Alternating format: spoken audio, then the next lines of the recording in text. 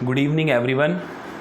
In this video we are going to discuss how can we prepare for physics section for our upcoming KVS, NVS, EMRS, PGT physics exam.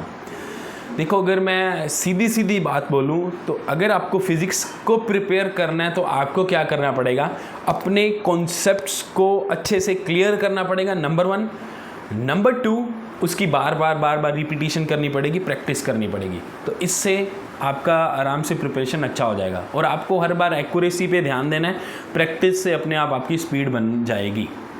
तो 2 तरीके देखो prepare करने के।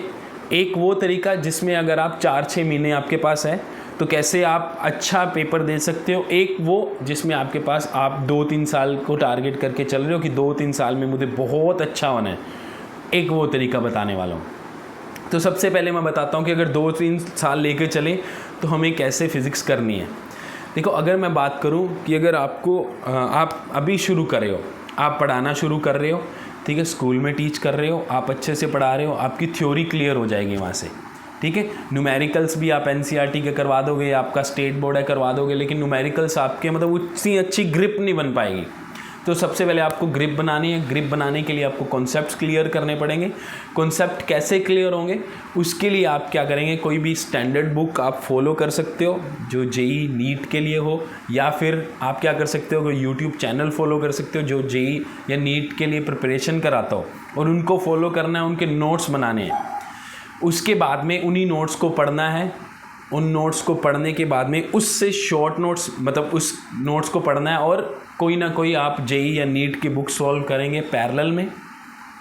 उसके बाद short notes बना सकते हैं उस पर, और उसके बाद में JEE नीट में से जो आपने पहले करी वो तो हो गई, दूसरी जो बचेगी उस बुक को करेंगे।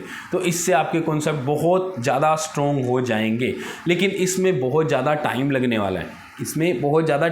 वाला है, तो लेकिन अगर हम देखेंगे एग्ज़ाम तो भाई 3-4 महीने में आने वाले हैं, तो अभी तो हम क्या करें।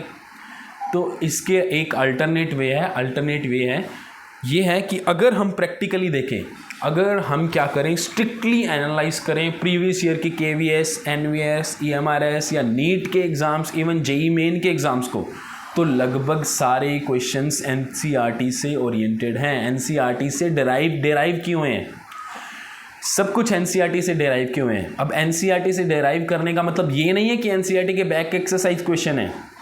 इसका मतलब ये है कि उसकी थ्योरी हो गई, उसके अपेंडिक्स हो गए, उसके एक्सरसाइज हो गई, उसके क्वेश्चंस हो गए, उसके एग्जाम्पलर्स बुक हो गई, इन सब से डेराइव किए हुए हैं। लेकिन इन सब को पढ़ना इतना आसान नहीं है, क्योंकि NCERT थोड़ा सा मेरा ये पर्सनली मुझे ऐसा लगता है कि थोड़ी सी बोर करती है NCERT, या उसकी थ्योरी थोड़ी शॉर्ट में है, पढ़ने से समझ में नहीं आती। अपेंडिक्स के अंदर बातें तो लिखी हुई हैं, उस पर क्वेश्चन कैसे बन जाएगा, ये चीज़ NCERT पढ़ने से समझ में नहीं आती। तो इसके लिए आप क्या कर सकते हैं, आप लिंक के अंदर मैंने एक क्वेश्चन बैंक का लिंक दे रखा है, आप उस क्वेश्चन बैंक को फॉलो कर सकते हैं। 200 से 250 रुपये में होगा। उसके अंदर NCERT line by line questions हैं। सभी NCERT पूरी NCERT को वो कवर करता है और सारे कॉन्सेप्ट उससे क्लियर होते हैं। अगर उस टेस्ट सीरीज़ को आपने बहुत शिद्दत से कर लिया, उसके बाद आप KVS, NVS, EMRS, नीट का पेपर उठा के देखो, पूरा पेपर आपसे बहुत आराम से सॉल्व होगा।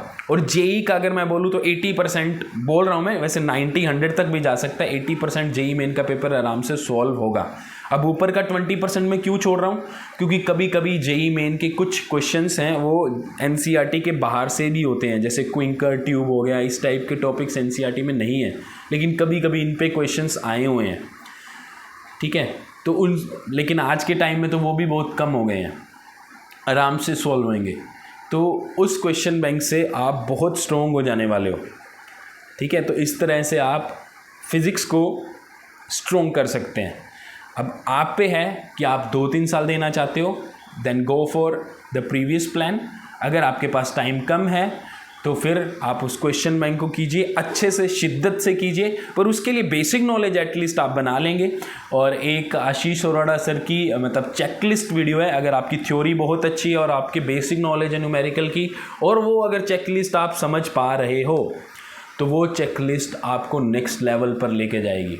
क्योंकि उसके अंदर डायरेक्ट आशीष अरोड़ा सर ने बताया है कि कैसे न्यूमेरिकल्स आते हैं और कैसे हम उनको टैकल कर सकते हैं, उसके शॉर्ट नोट्स बना लो आप, उसके शॉर्ट नोट्स बना लो। उसके बाद तुम वो क्वेश्चन बैंक सोल्व करो, सारी एनसीईआरटी कवर हो जाएगी। उस क्वेश्चन बैंक को सोल्व करोगे, सारी एनसीईआरटी कवर हो जाएगी और एक तरह से आप पूरी तरह से प्रिपेयर हो फिज़िक्स सेक्शन के लिए। उसके बाद में फिर और फाइनल फिनिश देने के लिए लास्ट 5 या 10 साल के जेई नीट के क्वेश्चन पेपर सोल्व कर लेना, सब्जेक्ट बहुत स्ट्रॉन्ग हो जाएगा। इससे ज़्यादा आपको करने की कुछ ज़रूरत नहीं है। और अगर टाइम पड़ता है, होपफुली वैसे तो आ जाने चाहिए, जनवरी फरवरी मार्च अप्रैल तक वैकेंसीज आ जानी चाहिए, लेकिन अगर आप अभी नहीं अगले वाली को टारगेट कर रहे हो तो फिर आप मतलब धीरे धीरे ये सब कुछ करते रहेंगे, फ्लो बनाए रखेंगे, टच में रहेंगे और कंसिस्टेंसी बनाए रखना, क्योंकि कंसिस्टेंसी टूटते ही आपकी एक्यूरेसी एंड स्पीड में वापस फॉल आना शुरू हो जाएगा। तो इस तरह से फिज़िक्स सेक्शन आप अच्छे से कर सकते हैं। और ज़्यादा वीडियोस देखना बंद करो, इस पे ज़्यादा टाइम ख़राब नहीं करना है। बस एक बार ढंग से सोच लो, देख लो, परख लो, उसके बाद में उसको पूरा करो, फिर आगे देखेंगे क्या करना है।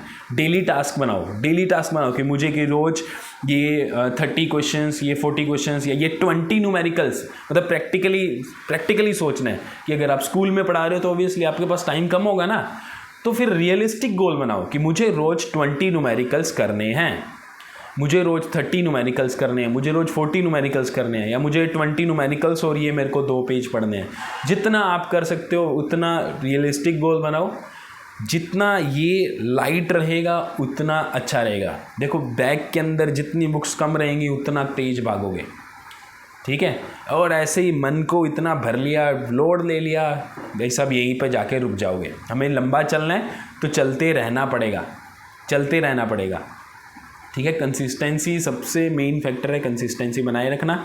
और होपफुली क्या, श्योरली आपको रिजल्ट्स दिखेंगे, कॉन्फिडेंस भी बढ़ेगा, सब कुछ अच्छा होगा और आप भी फ्यूचर के अंदर पीजीटी बन जाएंगे। Thank you so much. फिर भी कोई डाउट हो तो आप कमेंट बॉक्स में लिख सकते हैं, और आपके फिज़िक्स से रिलेटेड, न्यूमेरिकल से रिलेटेड डाउट रहते हैं तो आप हमारा टेलीग्राम चैनल ज्वाइन कर सकते हैं। उसके अंदर आपको बस अपना डाउट डालना है, उसके बाद में उस न्यूमेरिकल को मैं देख के सोल्व करके आपको आंसर प्रोवाइड करा दूंगा और डिटेल भी मतलब दे दूंगा कि कैसे वो क्वेश्चन सॉल्व हो रहे हैं। Okay, thank you so much, have a nice day.